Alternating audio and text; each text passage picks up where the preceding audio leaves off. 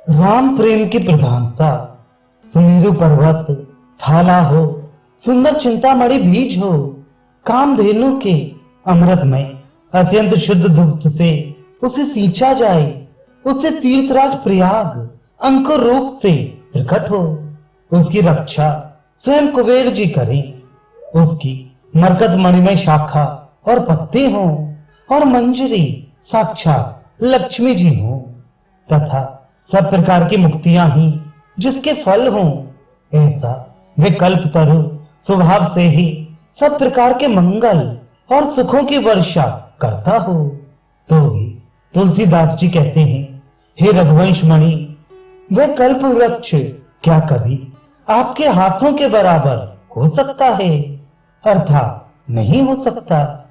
वह समर्थ भी व्यर्थ है जो संग्राम का अवसर पाकर भी युद्ध नहीं करता, जो सन्यासी अथवा विरक्त कहलाकर विषय की वासना को ना छोड़े, वे विरक्त भी व्यर्थ है। दान शून्य धनी और धर्माचरण शून्य निर्धन भी व्यर्थ है। जो पंडित पुराण पढ़कर सुकर्म में रत नहीं है, वह भी नष्ट है।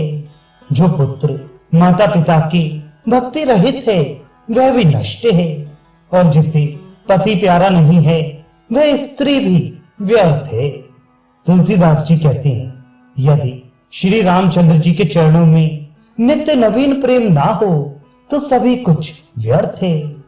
क्रोध ने किसको नहीं जलाया, काम ने किसको वशीभूत नहीं किया, लोभ ने किसको दृढ़ फांसी में बांधकर त्रस्त नहीं किया, किसके हृदय में स्त्रियों के नेत्र रूपी कठिन बाण नहीं लगे, और कौन मनुष्य धन पाकर आंखों के रहते हुए भी अंधा नहीं हुआ।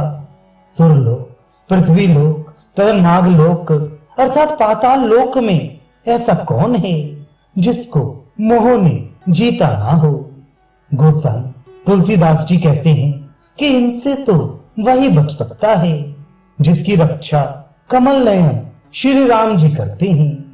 जो लोग मृत्यु रूपी कमान पर अच्छी प्रकार चढ़ाए हुए कामनी कटाक्ष रूप बाण से बचे हुए हैं, अभिमान रूप आवा में क्रोध रूप अग्नि की ज्वाला से जिनके मन घड़े की भांति नहीं तपे हों, तथा जो लोभ रूप नट के अधीन होकर संसार में बंदर की तरह अनेक नाच नहीं नाचे, तुलसीदास जी कहते हैं, वे ही भगवान श्री राम के सच्चे दास हैं।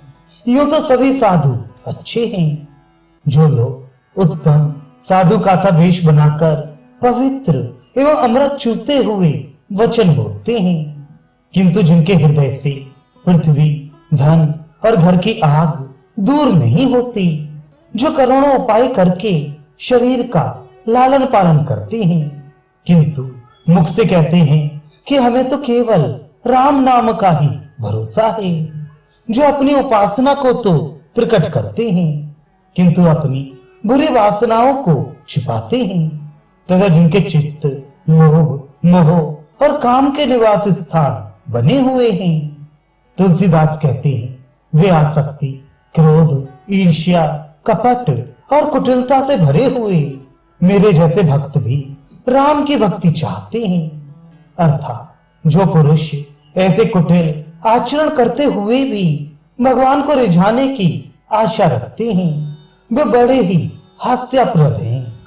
कुचाली लोग कहते हैं, मुझे कल ही तरुण शरीर प्राप्त हो जाएगा, कल ही भूमि और धन प्राप्त हो जाएंगे, और कल ही मैं युद्ध में विजय प्राप्त कर लूंगा, कल ही मैं अपने सारे कार्य सिद्ध कर लूंगा, और कल ही मैं राज समाज जोड़ लूंगा। मच्छर के समान होकर भी वे कहते हैं, मेरे बोझ से मेरू पर्वत भी हिल जाएगा।